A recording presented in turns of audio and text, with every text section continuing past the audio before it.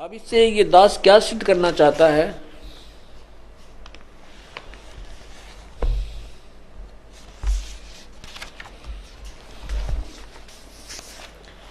ये सिद्ध करना चाहता है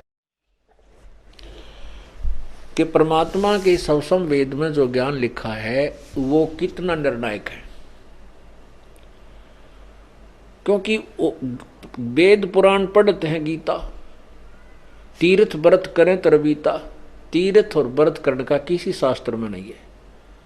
ये तीर्थों के विषय में आपको मैंने बहुत बार बताया, आने समय आने पर फिर भी बताएंगे। वो तीर्थ क्या स्थान, उनको पढ़ कर इतनी नफरत हो जाए, उनकी स्थापना कैसे हुई। और तेरा एक सरस्वती तीर्थ है, वो उसके विषय में बताया। विष्णु पुराण में लिखा है कि एक ब्रह्मा जी की लड़की सरस्वती अपने पिता के दरबार में बैठी थी, वह नाच गाने हो रहे थे, और एक पुरुरा नामक राजा भी सिद्धि युक्त था, वो उस ब्रह्मा की सभा में चला गया।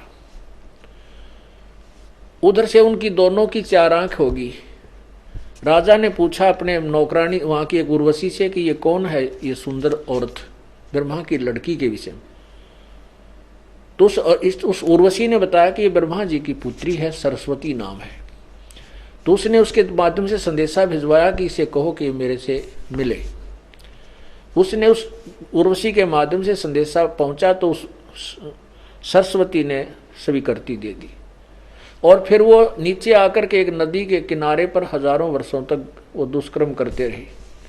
एक दिन ब्रह्मा जी ने वह देख लिया, उनको श्राप दे दिया। वो तो नदी में डूब कर मर गई, कहते हैं वह नदी फिर सरस्वती कहलाई। वो कहते हैं वो नदी बन गई, नदी के बने थी, वह नदी में डूब कर मर गई। और फिर वहां बैठकर उस पुरवरा ने साधना की। वह क्या साधना की होगी आपको खूब पता है। तो वहां उसने जो साधना की तो उससे कहते हैं फिर वो अपनी विषय वासना के लिए ही साधना की। तो वहां जाने से कहते हैं बड़े पाप कटते हैं, वहां जाने से ये सुख हो जाता है, टट्टू हो जाता है। ऐसे गंदे स्थान की कथा सुनकर भी दोष पैदा होता है, वहां जाने से दूने दुष्कर्म उत्पन्न होते। और वहां उस स्थान पर जाकर स्नान करने, उस तीर्थ को मोक्ष बताते हैं, लाभ बताते हैं। उस तीर्थ पर धक्के खाने से मोक्ष बताते हैं, वो साधना करनी चाहिए। तीर्थ व्रत करें तरबीता, वेद पुराण पढ़ते हैं गीता। यो भी वेदा है, वेद पुराण पढ़ते हैं गीता। वेद पढ़ने, पुराण पढ़ने, गीता पढ़ने। पुराणम ये तीर्थों की महिमा गा रखी, उल्टी साधना फटक रखी। अब उन ऋषियों महर्षियों ने, देवताओं ने साधनाएं की वेदों अनुसार। वेदों के साथ साथ फिर उसने आकाशवाणी सुनी थी, ब्रह्मा ने अपने पिता काल की, उसने सोची है पूर्ण परमात्मा की का आदेश है, उसने कह दिया तपो तपो, तप कर तप कर। उसने हजारों वर्षों तप किया। उसके बाद वो तप भी समावेश कर लिया सभी ऋषियों ने कि ये आकाशवाणी परमात्मा है। जबकि वेदों और गीता में कहीं कोई हठ योग करने का प्रमाण नहीं, प्रावधान नहीं है। ये इसके विरुद्ध जैसे व्रत करते हैं, गीता जी अध्याय नंबर 6 के श्लोक 16 में स्पष्ट मना किया है। ये देखिएगा, अध्याय नंबर 6 और मंत्र नंबर 16।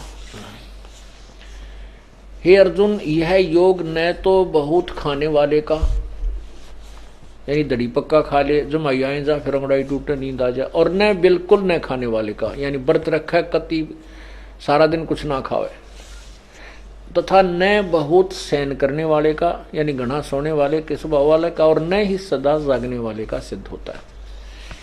तो इससे सिद्ध होता है कि व्रत फिर ये लाए कहाँ थे, मनमुखी मनमाना आचरण है, ये नहीं करना चाहिए हमें।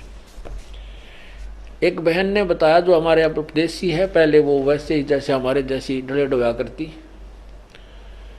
उसने बताया कि जी मेरा 2 कन्या थी, 2 कन्याओं के बाद मुझे परमात्मा ने मेहर बख्शी, अल्ट्रासाउंड कराया, पता चला कि लड़का है। मैं बहुत खुशी हुई। मैं पहले 2 व्रत रखा करती महीने में, हफ्ते में, तब मैंने 4 व्रत शुरू कर दिए। मेरा बेटा बड़ा अच्छा संस्कारी होगा, बड़ा अच्छा होगा, बड़ा पुण्यात्मा होगा। तो उससे क्या हुआ कि जब मेरे लड़के ने जन्म लिया वो मेंटल था, मेंटल हो गया। वो कति उसके दिमाग नहीं था, ऐसे ऐसे करा पड़ा रहता था। डॉक्टर ने बताया कि इसको गर्भ में पूर्ण आहार नहीं मिला, इस कारण से इसके अंग विकसित नहीं हुए। तब रोई माथे माथ मार के वो लड़का मर गया। साल 6 महीने 2 महीने 4 महीने 6 महीने बाद मृत्यु होगी। उसके बाद उसने व्रत करने छोड़ दिए, अपचक ली, कति सभी साधना त्याग दी। फिर ऐसे हमारे कोई बहन उनसे मिले जा करके, हमारा बच्चा